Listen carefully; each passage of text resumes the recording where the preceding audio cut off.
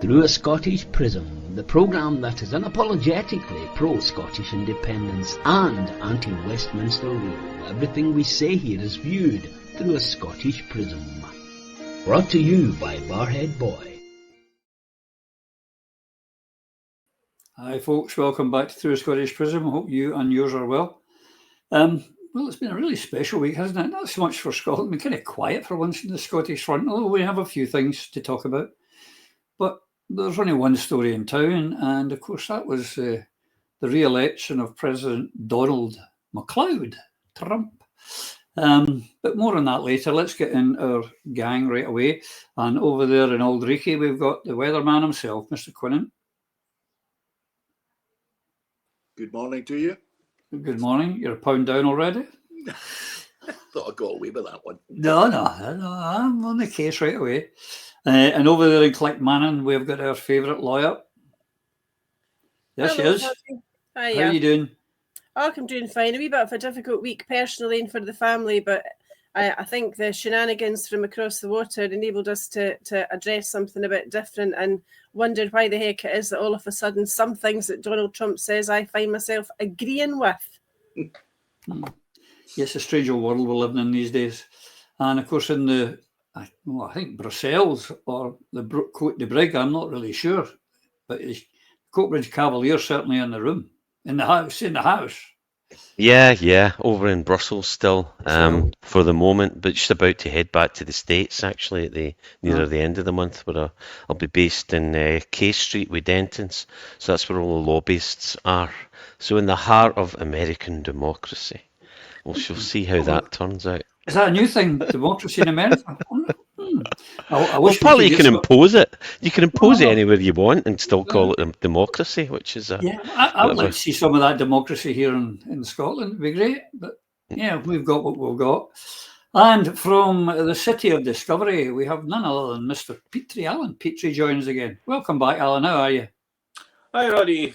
Been a wee bit better now. It's been a hectic week. Had 2 kids down with that sickness bug that's going around. Had to get oxygen put into the house for Megan for overnight. My arthritis is playing up, but life goes on. Tell me about it. With a few trials and tribulations this week myself in the household. But as you say, we've just got to go on with it. But it was a heck of a week. It was Donald MacLeod Trump got re-elected, and boy, did it give joy to some, but to many. It's incredible. I'm just going to give a wee taste. This is a wee video, but I'll not play the whole video, but you'll just get a feel for it before I move on to more specific things. I can't believe this country did this again. I can't do this anymore. I'm literally sick. I'm literally sick to my stomach. I'm going to get drunk today, and I'm going to act like an angry black fucking woman, because I'm fucking angry! No!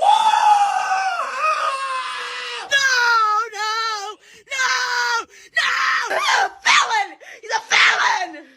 He's a villain! He's a felon! I don't want him here anymore. What has happened to America? What has happened to democracy? What has happened to freedom? I'm done. Slightly upset and a wee bit over the top. The Americans do love a camera so they can cry and be very expressive, Lloyd, but really, are these people mental or are we just being unsympathetic? I think we're moderately unsympathetic, but there's no question they're all utterly mental. I'm surprised, Roddy, that was a sequence of American voices I heard there. I thought you were going to show some of the equivalent. I am. Just you wait, Mr. Quinnan. I have them. I mean, what I find most astonishing about this whole thing is the United Kingdom, Europe, the Northern Hemisphere, utterly focused on the election in another country, which we have little or no influence over. It admittedly has enormous influence over us, but we have little or no influence over. And everybody's completely losing their minds over this particular election when we have possibly the most ridiculous and particularly stupid and dim-witted government right here in the United Kingdom. You know, we've got a bunch of cabinet ministers, less than 120 days old cabinet ministers who are desperately going through their social media accounts and deleting every statement they've made about that horrible fascist Donald Trump. Combine that with the utter and complete stupidity of the First Minister of Scotland deciding that he was going to fling his hat in the ring for Kamala Harris, when not only was there the potential that Trump was going to win, but on a kind of lesser level, Trump's got an investment here. Now, how big or how small it is neither here nor there, but there's people employed by him. There's elements of our economy tied into his businesses. We know that he is a particularly vengeful individual who tends not to forget any perceived slight whatsoever. But Mr. Swinney, First Minister, voice of Scotland, decided to enter into the United States election race.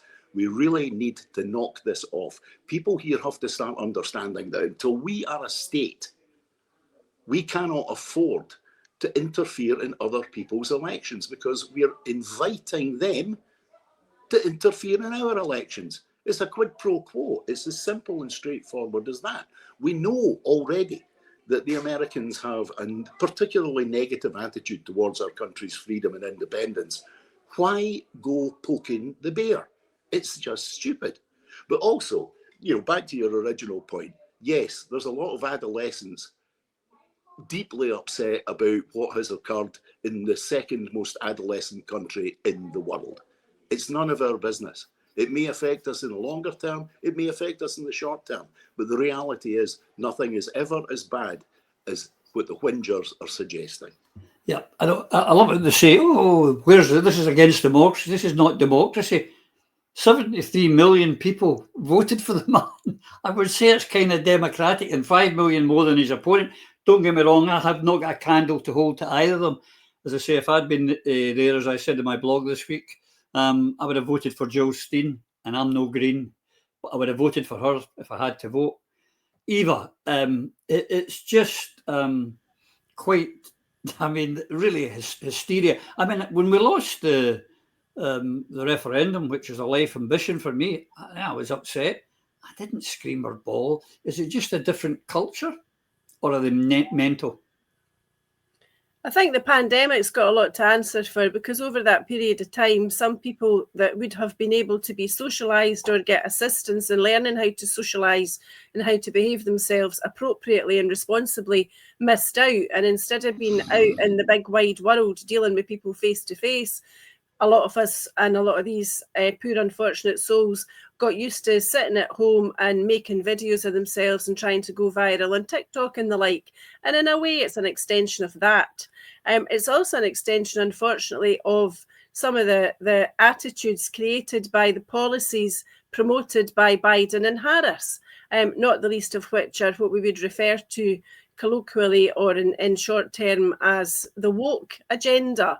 And I really would love to have been a fly on the wall in numerous places in the States when they were voting or deciding how they were to vote. And I think it's very telling that in Scotland, one of the most angry and disappointed elected politicians who went over there to help the Kamala campaign was Alex Cole-Hamilton, because aside of his support for Kamala Harris, his most famous quote, which will haunt him for the rest of his political career, if not for his whole life, is, "We did it for you, Beth." And it makes me wonder what it was about the Harris campaign that led him to support her so to the extent where he paid out of his own pocket to go and live and work and campaign over there for a week or so. Could it have been the appointment by Joe Biden of the person who was described as the first female 4-star admiral, who was actually a man called Rachel Levine, who became appointed as the Deputy Secretary of State for Health? And the issue for me is not that the man claimed to be trans, it's that we were expected to refer to him as female.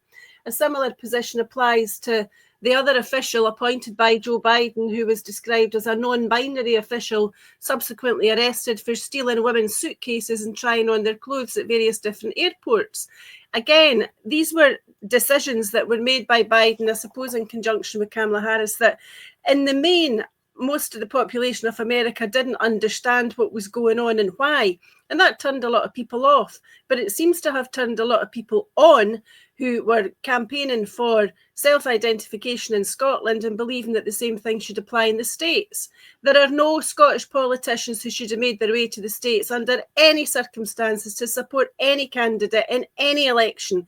They should have kept their nose firmly out, for the very reasons that Lloyd has already enumerated and what I said last week. Scotland, when we vote for our independence, will need every ally internationally that we can get, and it ill behoves anybody within Scottish politics to pick and choose who to support elsewhere, when we ought to be concentrating on the future destiny of our own country and how we achieve that destiny.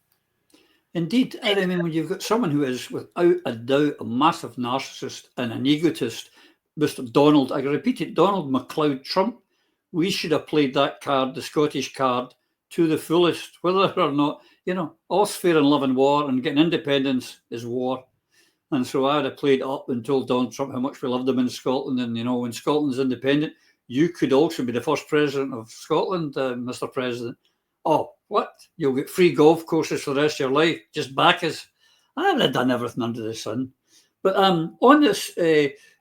Eva said it, and I was saving it up, but here we go. One of the big criers, Phil, and there's another one after this I want to show you before you come back, but I'll give you a wee clip of this. By this result, utterly devastated. So is Davy, who used his Prime Minister's question to challenge Keir Starmer to recognise the calamity that Donald Trump's re-election represents for our world, not just our security, but the security of the fighting men and women of Ukraine, who right now are the firebreak to all the Western democracies, the free democracies of this world, to every woman in America who, because of the abortion bans that are coming, may bleed to death in hospital car parks for want.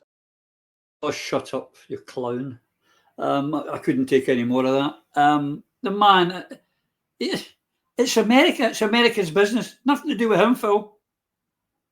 No, but obviously thinks he knows best on many, many different issues that clearly he does not.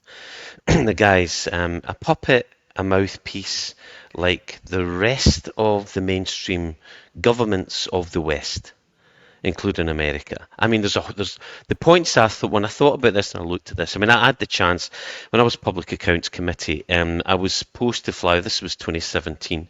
Every year there's a switch where the Public Accounts Committee in London at Westminster go and visit the American equivalent, and we go to the Senate, we go to the House. Trump was in power, and we were going to meet his team, and it was all set up, and then the snap election came, and it didn't happen. But the exchange of communications, the interface, the processes are very much aligned. That's the point I'm making here, between the governments of the West, between the EU, between what Britain does, it's the puppy of the States, and how the States operate. We were going there to align with our American colleagues and cousins, and I know from the preparation that we were doing, it was pretty much all about, exactly the same process. We pretend to be the eyes and the ears representing the people, but we're constrained and limited in the powers we're given. The government dictate what powers you can get. The government tell the National Audit Office what can be investigated and limit those powers. So the politicians go in and do their little drama show, and nothing really changes. I called for two full forensic audits on some of what I believe were straight corruption in the British government in terms of where money went missing, and nothing happened. I'm on record of requesting this, and nothing happened. And it's the same here with all the funding and money that went to Ukraine, that goes into the military-industrial complex, that goes everywhere. It's these puppets like Alex Cole-Hamilton allow this to happen. And here's the big one for me, my biggest takeaway from here. Why are the neocons all upset about this? And if the neocons are all upset, we should be happy about it. Something right is happening. Something correct is happening here. Now, the fact that it's caused by a misogynist, narcissist, giant, cheesy what's-it lookalike is neither here nor there, as far as I'm concerned. The reason I would have voted for Mr. Trump, I would have, if it had been given the opportunity. The reason would be because he stops war. He's anti-war. He's the only American president in his term of office who did not start a war. Obama got a peace prize, the Nobel Peace Prize. He'd bombed 8 different bombing campaigns, one for each of his terms in office, and he got the peace prize. Wake up, folk. The institutions are corrupted. And I look at and the polarisation of the American, the drama, the woke, that's just woke all over the back. That's just embarrassing. These are empty-headed children. This is children's politics again. Look at your history. American politics has been polarised 50-50, Democrat, Republican for at least 15 years. It's been really tight. The lack of war, and the one thing that I think the problem with Trump is the pendulum will swing too far, and there are genuine trans situations and individual other children that I'm aware of who are now in jeopardy for their treatment. You know, there are genuine trans kids, and that is a concern. But at least he's coming away from the self-ID nonsense, so that's a positive. But the big one, bear this in mind: 73 million voted for him, right? But he's a liar, but he's not the professional liar. He's not of that ilk. The Capitol Hill Brigade, the Obamas, the Clintons, Bushes, Bidens, the same puppets that do not lead, they do what they're told. And the big concern for me, he won by quite a distance. It was much tighter than it turned out. Why did he win by a distance? Because the Jewish lobby got behind him, and the 100 million from the Adelson Fund that supported him turned the tide. And with that, what has he promised? What has he promised Israel? That is my biggest concern. The nuclear, the final solution, nuclear war, humanity wiped out. That is my biggest concern. With the genocide that's currently ongoing in Gaza and across the Middle East, the horrendous murder, death, and it's sickening. It sickens. It should sicken all decent human beings to the core, and we need to wake up. Forget the jingoistic tribalism, the saber rattling, and understand that you cannot and must not allow people to treat other people as animals or as subhuman. And what is going on there should disgust all of us. We should stand up for it. And that, Miriam Adelson, I think her husband made all the money in casinos, gave him 100 million. What has he promised? And what we should hope, my hope is that Donald Trump, half Scottish, half Irish, understands his duty to the American people to do what is right for the American people, not for the lobbyists. This should be publicised. It should be made known, and he needs to come clean, because the future of the people and planet Earth is at stake here, nothing less. Yeah, slightly off the question here. I know, but justifications would they got there? But in a way, I mean, we're talking about the hysteria by politicians. I mean, we had all sorts of things. But here's another one I want to throw in. This is going back in history a wee bit. Here's David Lammy. If Trump comes to UK, I will be out protesting on the streets. He's a racist, KK, and a Nazi sympathiser. And he goes on. And here's the one up. Went this week, Alan. Congratulations to the real Donald on your victory. The UK has no greater friend than the US. Either David thinks we and Trump and everyone else is daft, or he really is on a hiding to nothing. It's a Labour Party for you, isn't it? In fact, it's every politician for you.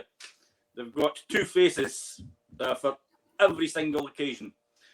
I mean, when they're in opposition, I think they could just say whatever they want to say, because it'll never come back to bite them. And then they get into power and they get very severely bitten on the backside. But it's a learning thing that politicians don't ever learn. Keep your gob shut. International politics or politics in other countries, politicians should not get involved with, because we didn't like it when the Republicans and the Democrats were involved in this independence campaign telling people to stay in the union. We didn't like it. Us as political activists have every right to say what we want.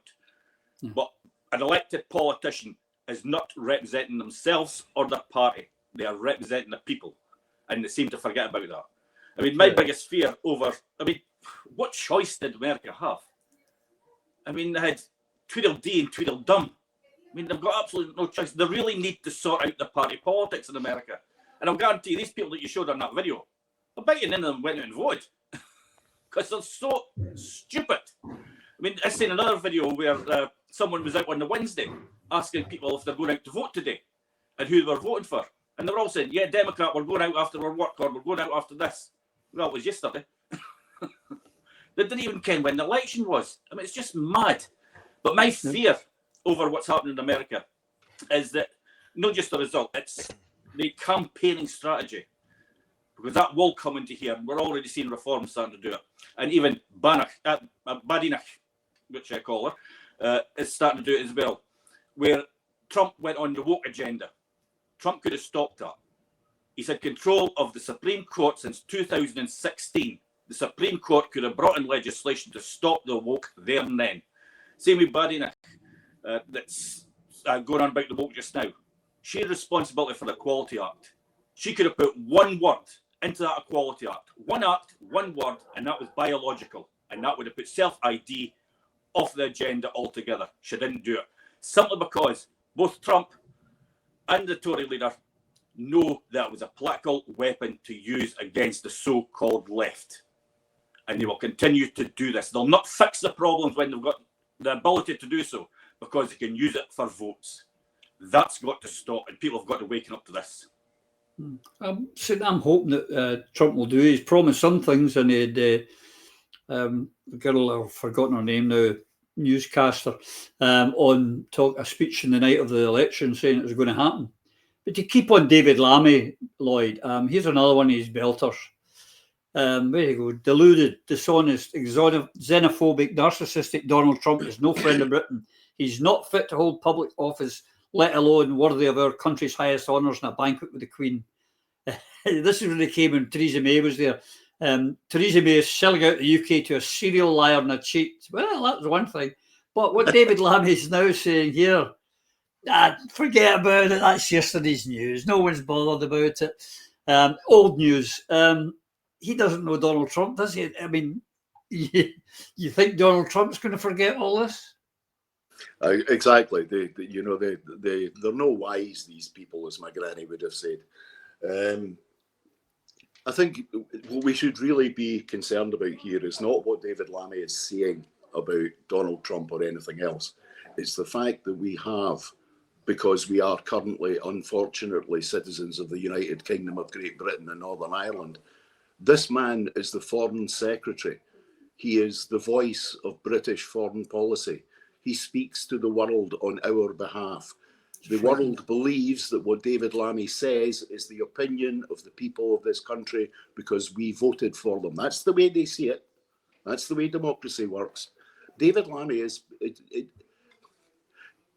He's the perfect example of a whole, what I would suggest is an entire generation of politicians, both at Westminster, in the Senate in Cardiff, and in Holyrood in Scotland, where they believe that they can say something one day, and it's not true the following day. They can hold one view 1 minute and the diametrically opposed view the next minute. And because they said it, therefore it is true. And when it becomes untrue, it's only untrue because they said it was untrue. These people have no depth of intellect. You know, what's David Lammy's backstory? Could David Lammy name any of the foreign secretaries of the 1970s, 1980s, or the 1990s even? You know, periods of great turmoil from the United Kingdom. Could he name a foreign secretary from the period of the war in Northern Ireland, for instance? The real danger here is that this country is being represented by people of very, very limited intellect, but with arrogance, which is, practically off the scale. You have someone like Lammy who genuinely believes that because he's got the job, he's untouchable. It's this. We live in a period of showbiz politics. I keep saying this, but this is what's going on here. I am in the job. I am the star. Believe what I say because I said it. And this it seems to be that this is the style of politics in the early part of the 21st century. And that's deeply worrying for future generations. Because if we can go lower, bit of alliteration here, if you can go lower than Lammy, where are we? Where will we be? Is Tommy, the political interpretations of Richard Tice, of his partner, who would call people who are unfortunately forced onto benefits, they're all scroungers.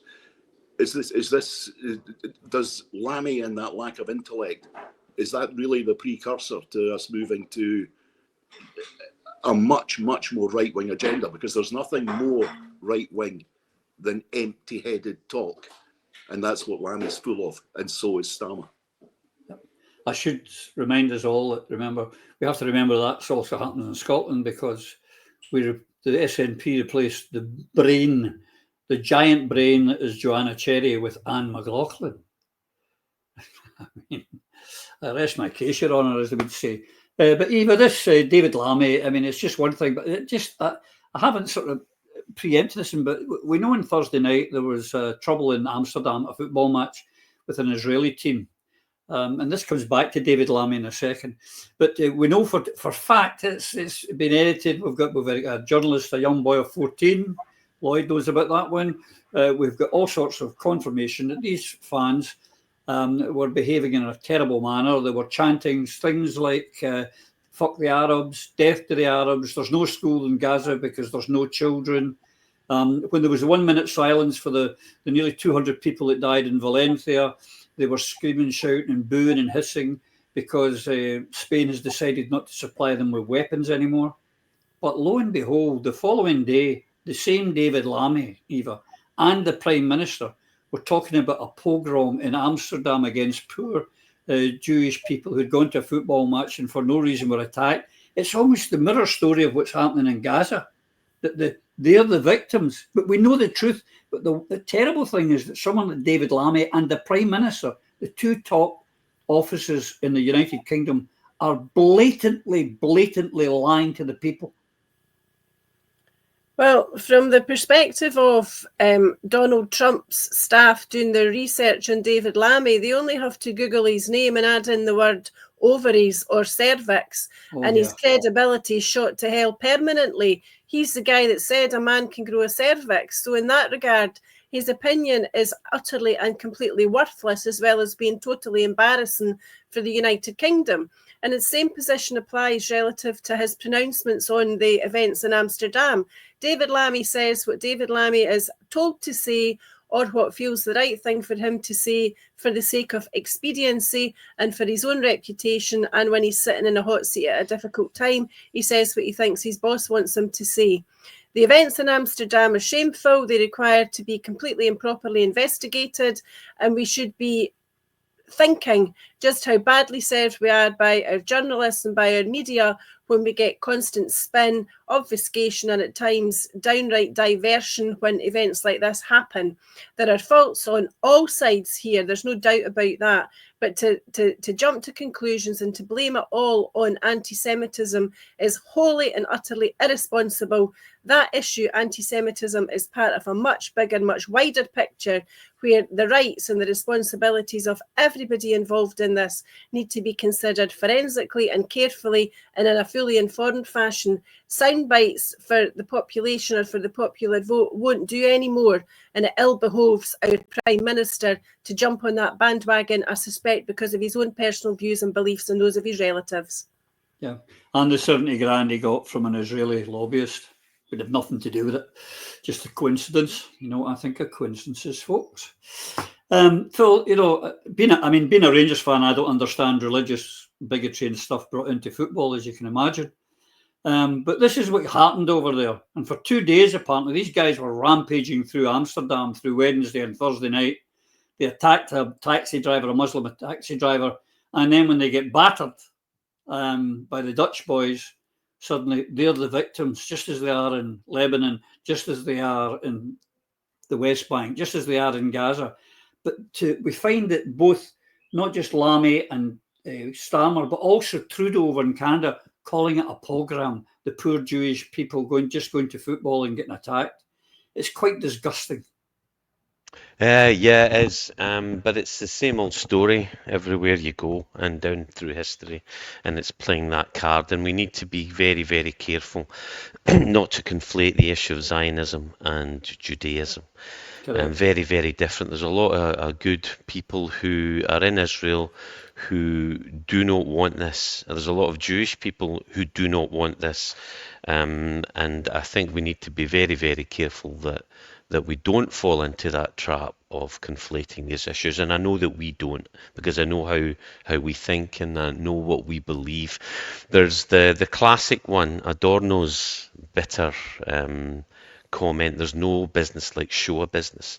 The Shoah being the Hebrew word for Holocaust. It could not have come from anyone who is not connected to the Holocaust and that terrible event in history that we won't forget, and not the first, and sadly not the last, as we can see in Gaza. So that's the thing. That's why we should always bear that in mind. We should bear it in mind, the Holocaust in Germany, because it should be the last, but it hasn't been. We have not learned. We're not dealing with this properly. It's happening right now in Gaza, and we should all be we should all be shouting about it. We need to do something about it. And if you go online, folks, if you doubt it, look at alternative sources of information, as we often do here. We often quote them.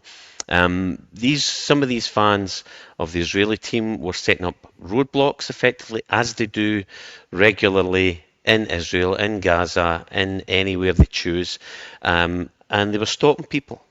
And there's one film clip that I saw, where are you from, where are you from? An Arabic or Middle Eastern looking guy on the ground saying, why, why?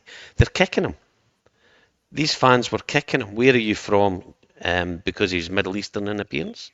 And these are fans coming to a city, someone else's city, some other country, and imposing their will. And I'm seeing stuff here. This is Brussels, okay? Now, I think we're familiar with the Chetniks, but if you've not, look it up, okay? But there are right-wing veins running through Europe, and it's everywhere. And I couldn't understand why it was the Croatians were doing this. But we were in a bar recently. In fact, it happened last night in a bar just across from where we were, in one of our locals. A bunch of Croats were there, and they were shouting pro-Israel slogans, and they were getting out of hand and looking to create trouble. And you're thinking, where is this coming from? Why would civilized human beings advocate the continuation of one of the most evil acts man can commit, which is genocide, ethnic cleansing? We must learn the lessons from the Holocaust, and clearly, as a race, we have not, the human beings, we have not risen to that, and we should be better than that. We must be better than that for all our sakes. Well, you see why I believe it's the rise, the unfettered capitalism of neoliberalism that gives greed and intolerance and a lack of empathy and anything at any cost. That's how I think it's manifested itself, Phil. That's just my opinion. Alan, the events in Amsterdam, I don't know if you were following them, but as I say, we've seen it with all these MPs and prime ministers and foreign secretaries telling lies to the public about what actually happened to protect this, this regime in Israel, which it seems can commit crimes wherever it goes and never be found guilty. Yeah, I mean, anybody who knows anything about football knows Amsterdam is known for its football hooliganism. It does not take a lot to antagonise them. And what was happening by the Israeli supporters was way above antagonism. There was no way the people of Amsterdam was going to stand back and allow that, not with their reputation. But what really annoys me is all the hullabaloo and the condemnation about what is effectively football hooliganism. Where's the condemnation of the hospitals being bombed? Children being killed on a daily basis, women being killed on a daily basis, water and food being restricted from getting into Palestine, other aid getting brought into Palestine, children and women getting amputations without anaesthetic Where's the outrage in that?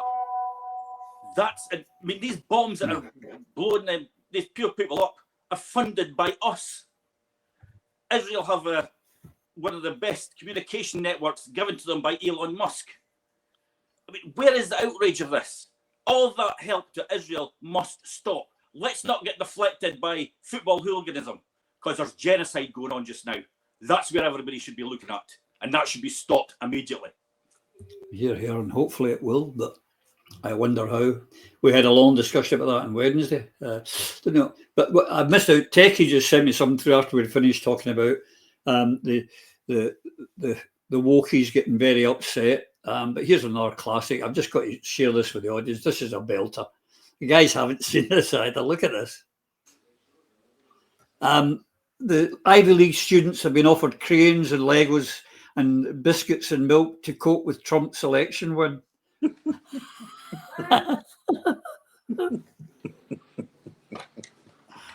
It is one crazy mixed up country. Woo! But you've got to laugh, lads. You've got to laugh. But you know, other things have been happening. But on amusing things, this is a story this week. I don't know if you were following it. Scotland's net zero spokesman for the Labour Party missed a meeting because they'd flown across to Australia for a Commonwealth Parliamentary Committee meeting, and they missed out a meeting on the climate. So they put the wee jaunt to Australia. It is really quite embarrassing, but it's kind of indicative of the trough mentality of Scottish politicians, is it not? Oh, very much so, and very much the back to the ethos of the pre-2007 Labour Party. I found it quite funny, actually, that it was Sarah Boyack. You know, Sarah's another one of these Labour apparatchiks who comes from a long line of Labour apparatchiks, sometimes known in Labour circles as Labour aristocracy, the Boyack family. Yeah, she was the Green Minister in Donald Dewar's ill-fated government. Sarah Boyack's quite a character. She's a private school girl, but she has this quite astonishing kind of pretendy working class Edinburgh accent, which amuses people enormously. But this, you know, like you said, Roddy, it's straight to the trough. The first opportunity they've got to get out the country and go somewhere nice and warm and hot, irrespective of what their brief is, and they take it. But it's an example of how they actually see the Scottish government at the moment.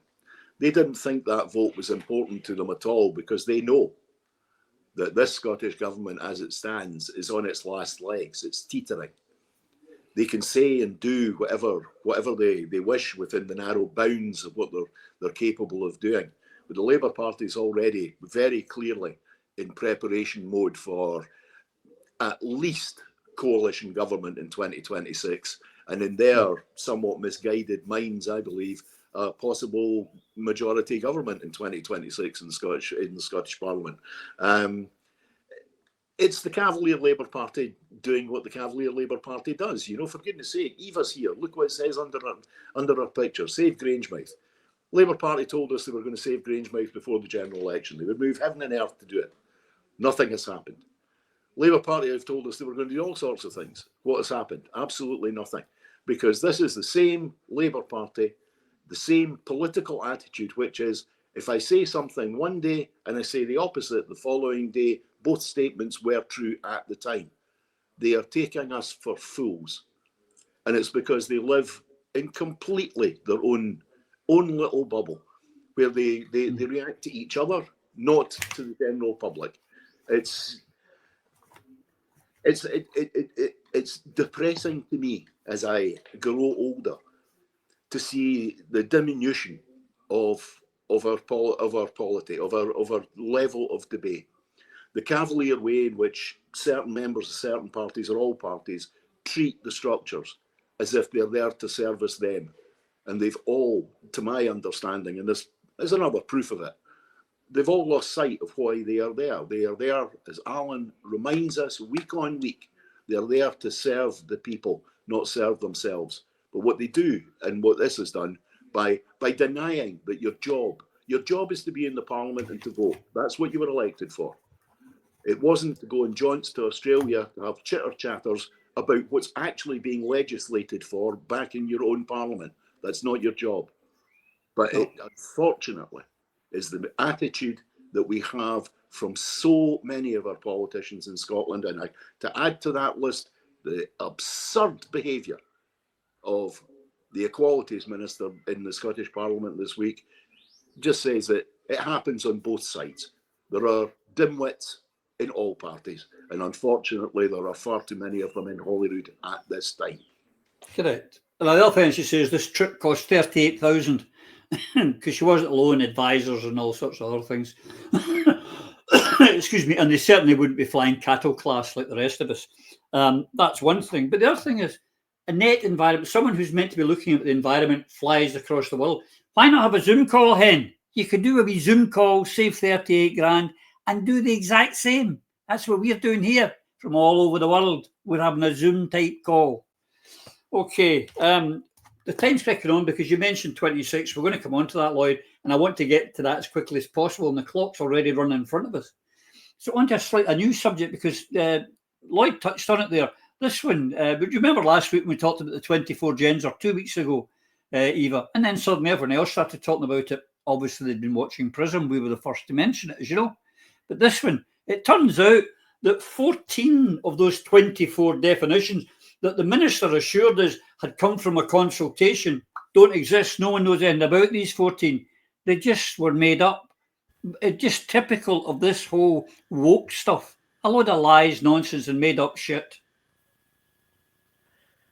Right. I'll sound like I'm going off on a tangent, but I've actually got a destination in mind. Cast your mind back to Alex Salmond's action against the Scottish Government, which in essence collapsed once the advisors to the Scottish Government learned that there had been certain information not disclosed to them by their clients until very late in the day. As a lawyer, if you're preparing a case, from the outset, you have in mind that you have to gather evidence. And the evidence that you gather has not to be cherry-picked, it has to be comprehensive.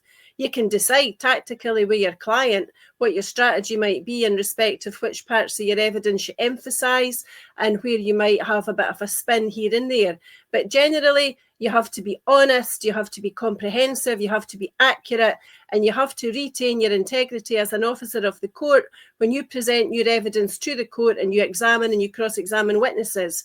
An entirely similar position ought to apply in respect of our elected politicians, both in the context of their jaunts abroad and in respect to their conduct within the chamber and towards others.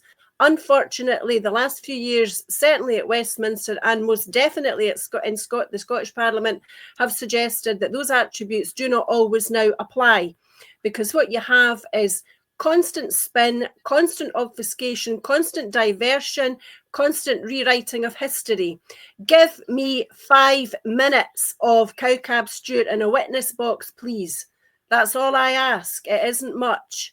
Or Sarah Boyack and the other two who accompanied her, Jeremy Balfour, the Tory, and Stuart McMillan from the SNP.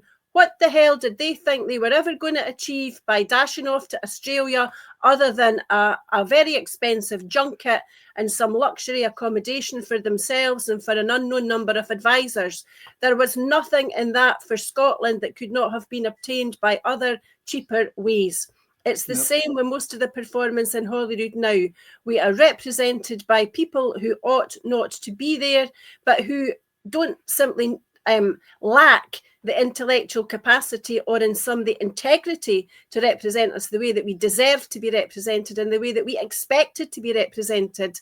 They don't understand the concept of the Wayback Machine, the Time Back Machine. They Google how everybody's history is on the internet and every speech that's ever made in Holyrood is able to be brought back and reminded. And this is where they let themselves down at every turn, because they make it plain that they're happy to treat the electorate as if we're the half-wits and we're the ones that don't remember what they said the day before. So people like Cowcab Stewart and others, actually, Roddy, you should invite them on for a special edition of Prism, and we'll see how long they get away with their lies then. Because this utter garbage about the genders and how many there are or are not, the issue with it isn't really any longer how many genders there may or may not be. The issue is the foolhardy nature of the conduct of the politicians who promote it, the way that they try to dodge and divert direct questions, and the way that they are becoming absolutely strangers to the truth. Now, I'm not going to say that half of the Parliament are lying. I'm just going to say that half of the Parliament are not lying, and that's enough for me. Very well done. Yeah, I like that wee twist. Nice one, Eva. Thanks. Phil, say the clock's moving on, and I want to move on quick, but here's the one that was this week again was Stephen Flynn, after originally being refused a position on the Scottish Affairs Committee, reluctantly apparently accepted a position now. My contention is that they shouldn't be sitting in any committees. They should have said stick it. But of course, you'll know better than me. There's 10 grand or something extra on your pay for being on a committee. Yeah, if you're a leader, these are privileged positions for some. Some committees, just as an honorary member, you don't. But if you chair, you get a chunk of change. So it's all about getting a chairmanship, and it usually goes to the more senior politicians within the group, those that have been there longest, right, so or those who are closest to the leadership and the core. It's just a British institution talking shop cross-party about Scottish affairs, but nothing changes because the party in power determine policy. You don't get to really change anything or do anything. As most politicians have said throughout my time at Westminster and I've heard others, I would exchange 5 years in opposition for 1 year in power, because by God, it makes all the difference. And on the SNP gender list, Eva just nailed. I mean, Kelsey Priest, Cowcab Stewart, waste of space. 14 of the established genders turn out to be complete fiction. Really? But nonetheless, we demand the right for people to hold these genders. And volunteers, any volunteers? Nope. So this is proof, as if you needed any, that this is just made up pish. This is Monty Python-esque. Reg, I want the right to have a baby. But Reg, you don't have a womb. Where's the fetus going to just stay? In a box? Jesus, come on. Get real, folks. Get real. Yeah. Well, I'm hoping that Mr. Trump might do something about it, and it'll filter its way across the Atlantic. I can but hope. But one of the things we were talking about is 26, and if Labour get in, the hell that will create, even in a coalition with the other British party, the what you call them, SNP, but things are unravelling for the Labour Party throughout the UK very quickly, Alan. And the latest news coming through from Newcastle, where 6 Labour councillors resigned and became independents. And it's not the first place that the Labour Party are starting to lose their grip already, because basically their leader's a liar, their foreign secretary's a liar, their chancellor's a liar, and they're making a horse's collar of it already. But for 2026, Alan, and the Scottish Holyrood election, we can sit here all day and talk about troffers and this, that, and the next thing, and how incompetent they are. But we need a plan to get ourselves independent. And 26 is one of the last chances we're going to get for a long while. And you have some ideas on that. Would you like to sort of start a discussion by saying what we need to do? Yeah, I mean, we've got to look at the differences between 2014 and now. In 2014, during the referendum, we had the government of Scotland, who was a pro-independence party.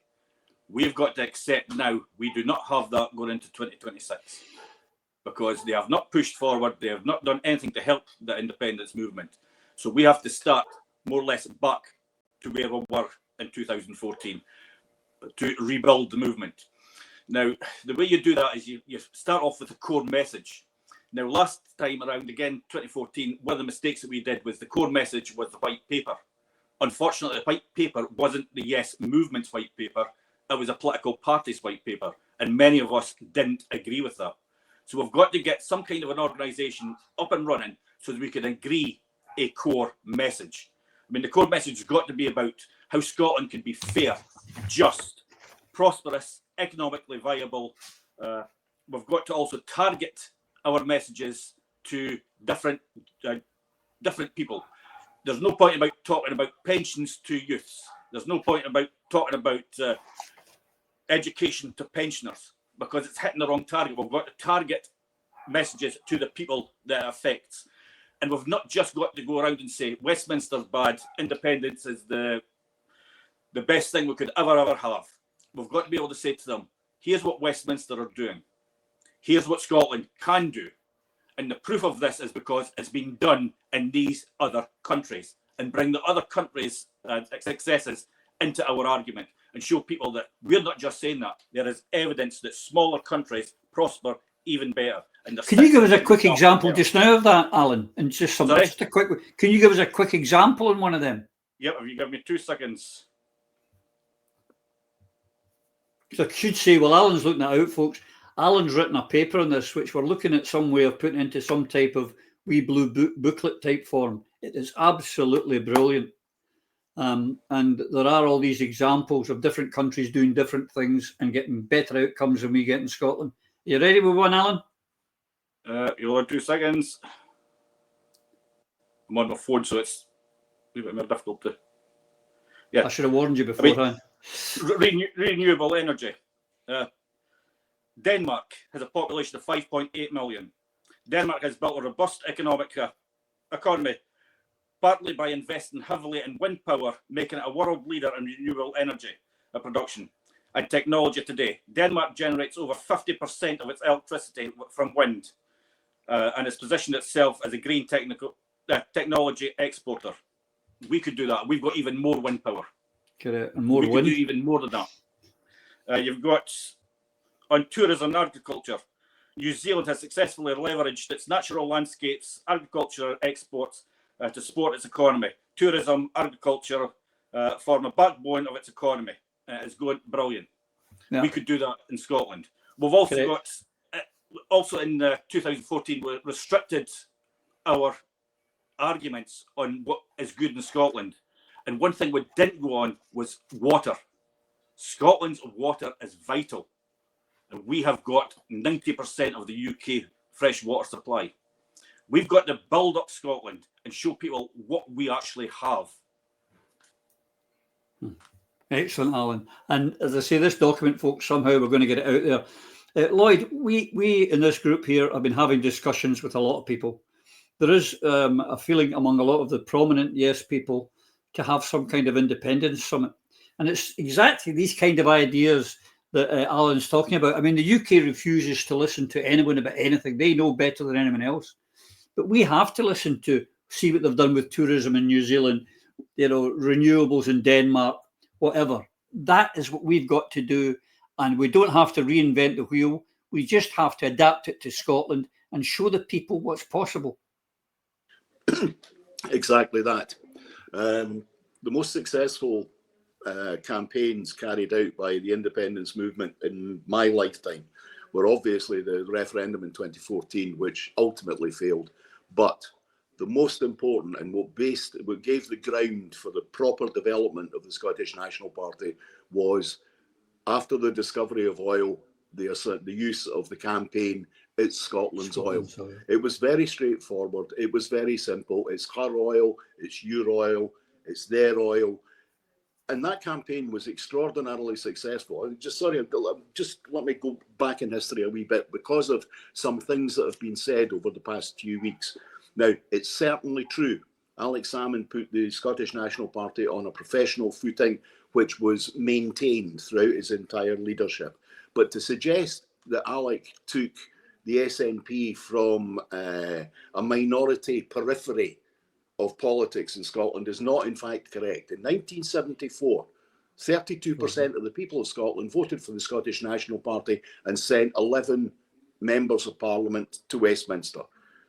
We were running councils right across the country. The party membership was in excess of 100,000. That's not a peripheral organisation. It's what happened after 1974 that made it peripheral for about a decade, and that was all. But the real essence is this. When we used a simple message in the early 70s into the 80s on the issue of oil, absolutely resonated with the people of the country, because you tied it directly into all the things that Alan's talking about, that with Scotland's oil, we could build bridges, build roads, build houses, create a manufacturing base. Yeah. Now, all of that is still true. We need a simple message. And the simple message, I think, that we don't need to reinvent the wheel here. Examples from elsewhere are absolutely correct, but in some ways, that is a sign of our own, not quite cringe, but our own lack of confidence in ourselves. It's not the examples from elsewhere that we need. We need to be saying to people, what we have here can deliver. What are the priorities here? What are the priorities for us at the moment? We have 1 million people in poverty, right? We have 1 in 4 pensioners in poverty, 1 in 5 children in poverty. We have a very large number of people who have extreme problems with addiction.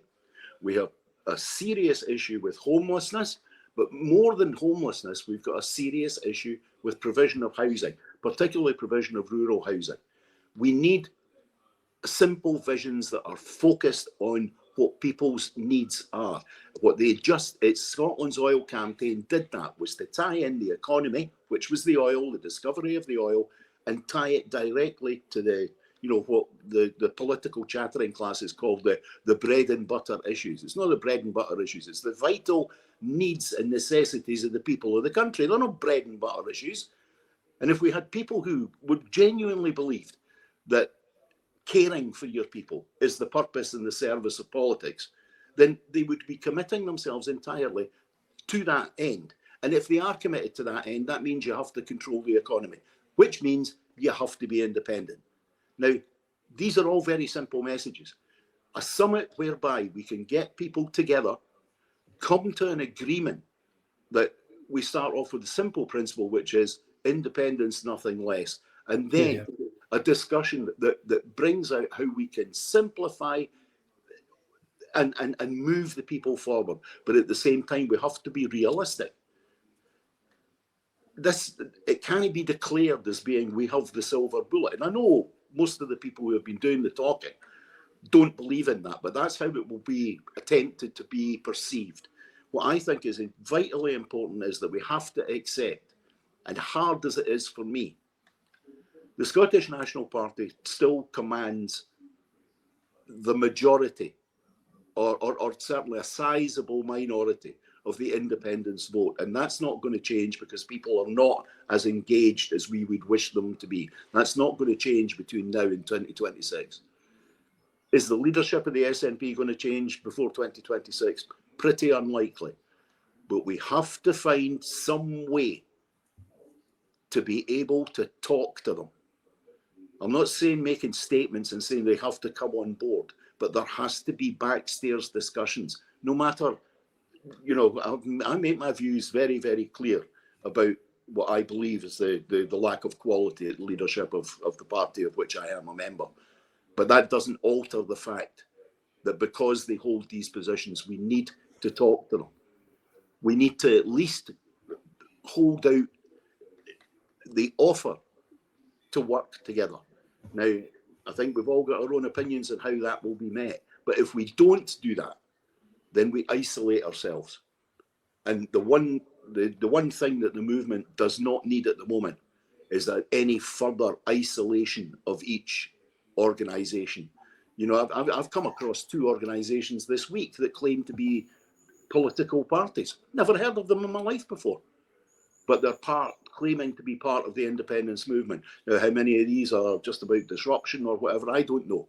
But the key point here is the summit is an excellent idea. But what we have to do is we have to be honest about it, that until we find some manner of rapprochement with the current SNP, then we have a difficulty going into 2026. And maybe part of that summit is some of us who are that bit older need to accept that maybe what we're really needing to do is to build properly the basis for a liberation movement, build properly a movement that perceives and understands that until you achieve independence, then you have achieved nothing. a resilience, a movement based on the resilience of, say, Sinn Féin or of my good friends in Batasuna in the Basque Country, who recognise that the next electoral event, yes, may well be the victory, but it also might not be, in which case you have to be prepared for the next stage. And in some ways, we as a movement have not done stages yet. We've not properly done that. We've not learned the lessons, built the basis, so that when leaders fail or leaders die, the movement doesn't have to sit back, think for months. What you have is the ability to move forward, because the goal, independence, is where you're headed. Summit, absolutely. But we have to be honest with ourselves. Are we building purely for 2026? And is it an all or nothing in 2026? Or do we take the responsibility of, at the same time, in parallel, building the blocks for a movement that has true sustainability? Interesting and very good stuff there, Lloyd. I'm in agreement with almost all of it, you'll be surprised to hear. Eva, like myself, you've been having lots of discussions with people. We've been crying here for a constitutional convention for, I don't know, 2 or 3 years. We know that's not going to happen. That needs the political parties. And as Lloyd's alluded to, the main player is showing no interest, although they were the ones that said in 2020 they would do it. So this idea of a summit, and we, different groupings are showing that there is a desire for unity, because unity is what we need, unity of the movement. If we can get unity and agreement, independence is an absolute penalty kick. If unity were easy to achieve, we would have done it in 2021 when Alec, following upon Colette Walker's pronouncements, sought a supermajority. The fact that Alec's not here any longer is a great disaster for the country, as we've said so many times, and it is tragic for the movement, but his advice was right then. It may not be the right advice now, because we know that there are issues surrounding the level of support there may be for the SNP, and the SNP may be likely to be looking for more seats on the list, or lists, than they have in earlier years. In reality, though, we have to talk in terms of the carrot and the stick. They should either be brought to the table to negotiate sensibly and in a Scotland-centric fashion, or there might be certain threats that have to be delivered to encourage them to start to talk, and to talk from a perspective where our country's future is the priority, not the individual futures of certain people or certain parties. But, in the history of the world, it's not political parties in the main who have attained freedom. It's been the power of the people, and we need a people's parliament.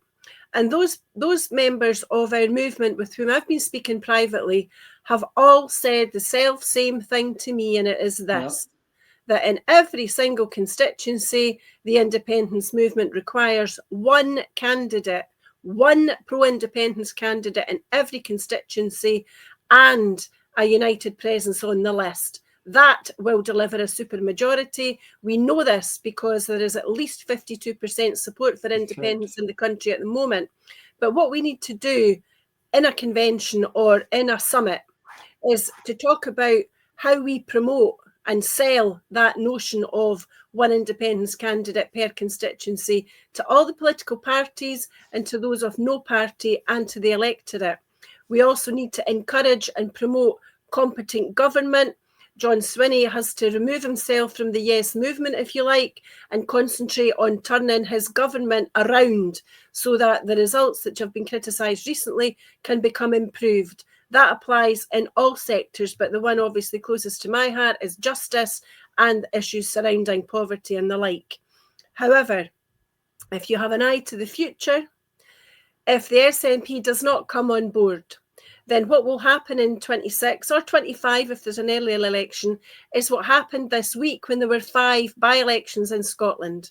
The Tories won 4 of them and Labour won the 5th. Now, you can number crunch and you can assess the individual areas, and you can talk about individual or local issues that may or may not have had an impact. But the SNP cannot continue to lose seats like this at a local level, because that will have a national impact. We must also consider the impact of the Reform Party, who are scoring far too high. We take into account that Chris McElhenney for Alba scored their highest ever result. He had 8.7%, which suggests Alba could take seats on the list.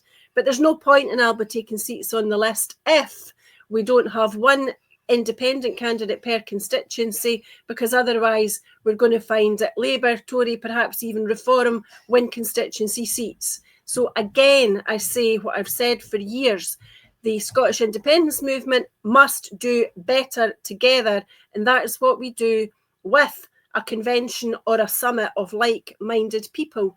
There is nobody in the Scottish independence movement who actually believes that voting SNP will attain independence, because the SNP are not going to get by themselves the supermajority which then authorises them to negotiate the terms of an independent settlement.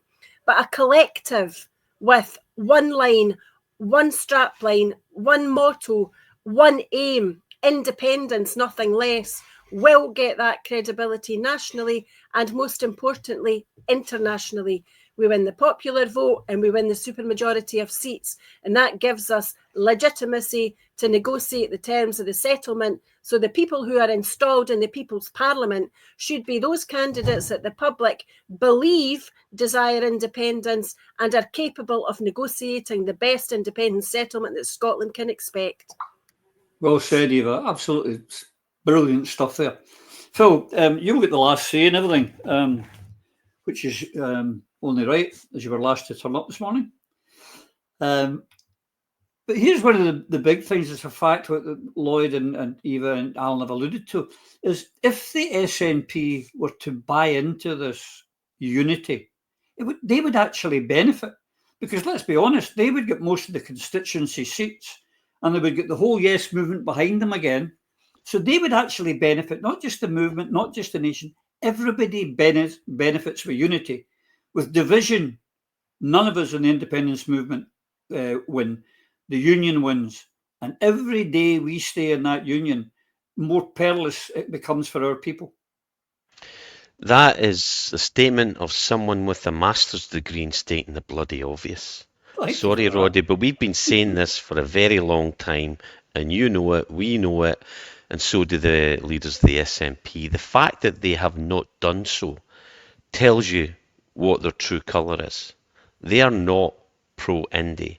They are working for the union, as part of the union. They're devolutionists, and the claws of the British state are well and truly dug into the carcasses, because I believe these people are politically dead as far as Scotland is concerned. We need to remove them. Nicola, John Swinney, Angus Robertson, all of you shysters need permanently removed from politics. And I mean that, and we've talked about it before, bust you down to private again. You can get back into the trenches and earn your stripes if you truly believe that Scotland's an independent country, because you're not fit to lead us. You have betrayed us. So I think we're wasting our time trying to say, will they come round and wake up? They already know what side their bread's buttered on, and they're doing very well. Thank you very much. In terms of the roads to independence, we're on the money. I completely agree with what's been said.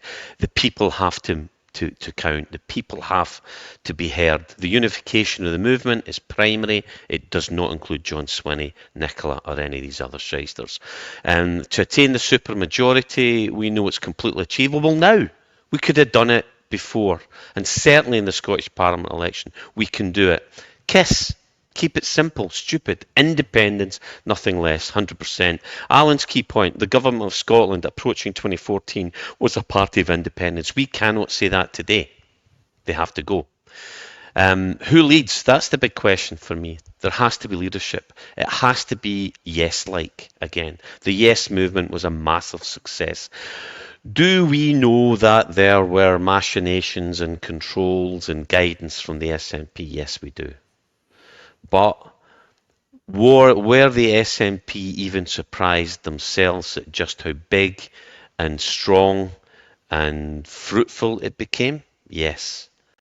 And did they actually control all the little cells and groups and individuals that were out there fighting for Indy? No. It took a life of its own, and it has to. It's driven by the people for the people. That's who we are as Scots. We believe in this. We believe in that. For me, A Wee Blue Book, 100%. It was way more effective and impactful than Scotland's future, and I played a small part in the preparation of Scotland's future. As I've said before, the military section was drafted in my dining room in Woodcote, a big hunting lodge in Royal Deeside. On the way up to 2014, and all the points that we made, wee things pop up that just scream out why we need this. Something as tiny as like the Irish tourist board spend 4 times as much as Scotland does in promoting golf tourism in Ireland, yet we invented the game. It's like Scotland, the water, as Alan alluded to earlier, 90% of it is of the UK's waters in Scotland. Whiskey, it's the greatest and most sophisticated drink on the planet, and it's only made here. Energy, follow the Norwegian model, which I'm very familiar with, having worked for and alongside Equinor or the Norwegians. We are one of the richest countries in the world. With independence, we can do critically what Finland has done.